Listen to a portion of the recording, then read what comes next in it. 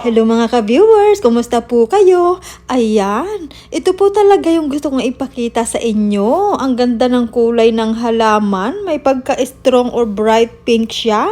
Ay dati po yan ay green na green, ay palibasa nga po autumn na or fall, nagbago na siya ng kulay. At ito pang isang puno, may pagka-brown red naman oh, ang ganda rin. Yan po ay kuha nung pumunta tayo ng Costco nung bumili ng Halloween costume ni Brenmar. Eto naman ay pagkatapos ng ating trabaho, sa kabilang building lang na yan. Ito'y taon-taon natin kinukuha ng picture or video para i-upload sa Facebook.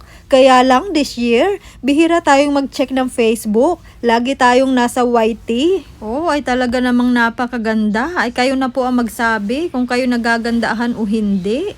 Tinagalan nga pala natin ang pag-video sa mga maple tree na yan dahil napakaganda naman talaga, nakakawiling pagmasdan. Ay halos ayaw pa nating umuwi diyan, dangan nga lamang at susundo pa tayo kay Brenmar sa school. Oh, napakaganda. Kaya isinom na natin para makita nating lahat ng malapitan. Dahil hindi naman lahat ng mga ka-viewers natin nakakaranas ng autumn season. At least pag napanood nila tong video natin, para na rin silang nakarating dito sa Canada. At pati nga itong mga tuyong dahon na nalaglag, binidyo na rin natin. Dahil maganda rin itong pagmasdan. Oh, tuwan-tuwa ang mga bata diyan, lalo na kung ito isang malaking bunto na. Minsan nasa loob pa sila niyan, naglalaro. Tapos bigla nilang isasabog. Ang iba po, nilalagay pa yan sa frame. Magandang pan-display, gaya nito. Oh. Wow! Diba ang ganda?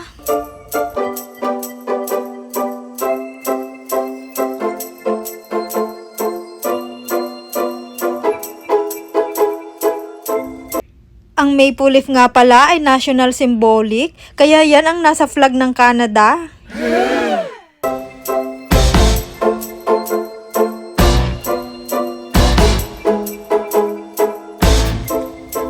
Ang autumn nga pala ay mula September hanggang December, pero ang peak ng pagpapalit ng kulay ng puno ay October to November.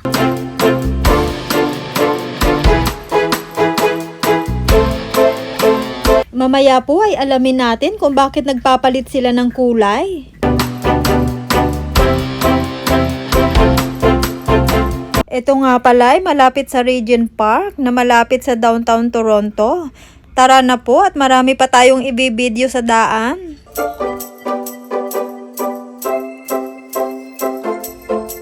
Nagdalawang isip pa po tayo kung dadaan tayo dito sa Spruce Court. Buti na lang dumaan din tayo. Ay ang ganda rin naman oh, iba't ibang kulay. Kung mapapansin po ninyo, kasama po ang lugar na yan nung mag-vlog tayo ng summer. Noon naman ay green na green pa ang mga puno na yan. Ay ngayon oh, ay talagang ibang-iba na. At saka nalalagas na ang mga dahon niya.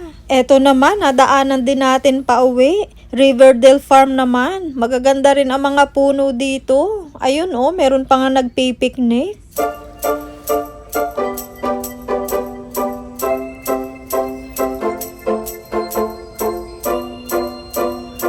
May pagka-dark naman ang kulay ng isang puno na to. Tingnan natin ang malapitan. Oh, wow. Maganda rin. Mapula-pula pala siya.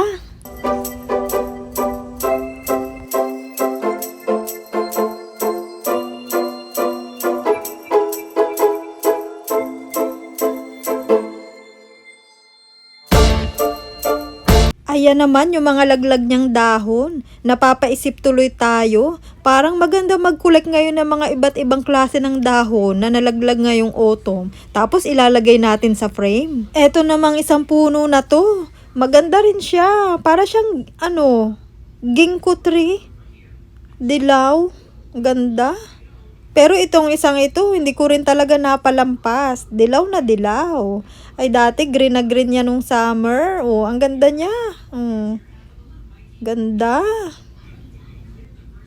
Kahit naman itong isa, oh, ang tingkad ng pagka-pink niya na medyo mapula-mula. Wow! Ano kayang klaseng puno iyan? Nakita nyo na rin po yan sa dati nating vlog noong summer. Kaya nga lang noon green pa siya. Oh, ito kagaya rin nung isa. Talagang bago nga tayo makauwi galing trabaho, ang dami nating tigil. Ay sino ba namang hindi mapapatigil dito? Nakakamangha ang mga kulay ng mga puno. Wow! Ay sino ba namang hindi mapapawaw dito? Buti na lang nakapunta tayo dito sa may tulay Sherborne and Bloor. Ay ito na may malapit lang din sa akin tinitirhan, kaya kako makadaan na nga rin at baka nagbago na ang kulay ng mga puno doon. Mabuti na lang natuloy tayo. Ay tingnan nyo naman, oh, ang ganda.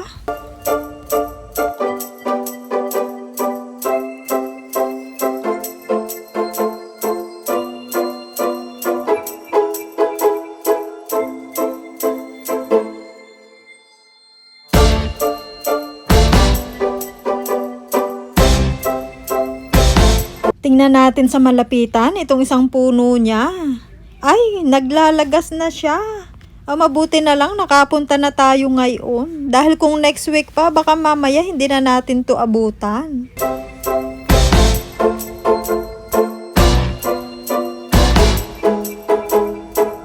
At ito nga pala ay malapit sa isang neighborhood. Ay natanaw natin itong isang magandang puno. Ay hindi maaaring hindi natin lalapitan eh. At ngayon po ay pauwi na tayo. Ihahatid muna natin ang ating scooter sa bahay bago natin sunduin si Branmar sa school. Ay ito naman ang nadaanan natin itong dilaw na puno. Oh, ay ditigil na naman tayo. Ang ganda rin. Para siyang birch tree. Ay pinakita ko kay Branmar ang video na to. Tinanong ko kung anong klaseng puno yan. Ay sabi naman niya, yellow birch tree daw. Ay baka nga naman. Pa-comment na lamang po sa baba kung alam nyo kung ano talagang puno yan. Eto namang kalapit niya, dilaw din. Pero naglalagas na siya. Baka next week ubos na ang dahon niyan. At saka napakahangin.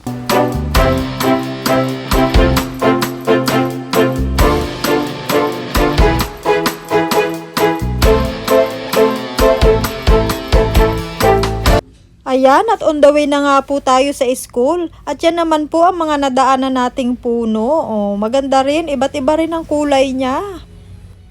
May ma-orange, may madilaw, may mapula-pula at ma-brown.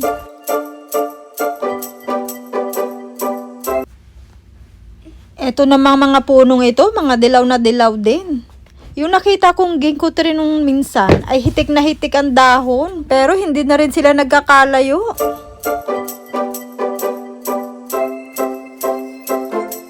Iyan nga palang building na yan ay isang retirement home. Few years ago ay nag-volunteer po tayo diyan. Ayan, nasundo na po natin si Branmar. Ang isang punong ito naman po ay oak tree. Mapula naman siya. Ayan, tingnan po natin sa malapitan.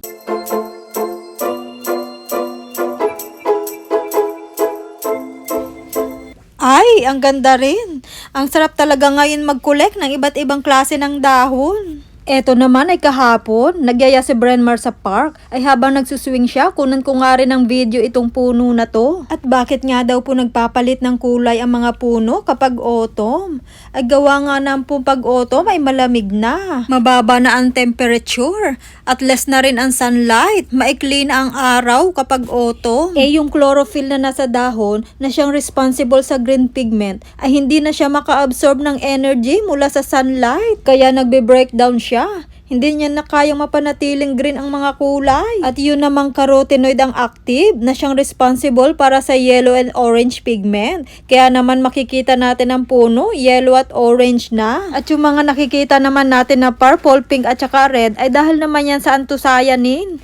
Ayan, pauwi na nga po tayo. At napansin po natin yung display para sa Halloween. Abangan nyo po yung kasunod kong vlog dahil ipapakita ko po sa inyo ang kakaibang mga display dito kapag Halloween. At siguradong kayo po ay masusurprise. Hanggang dito na lamang po at sana'y nag-enjoy po kayo sa panunood ng iba't ibang kulay ng puno. Hanggang sa muli, bye-bye!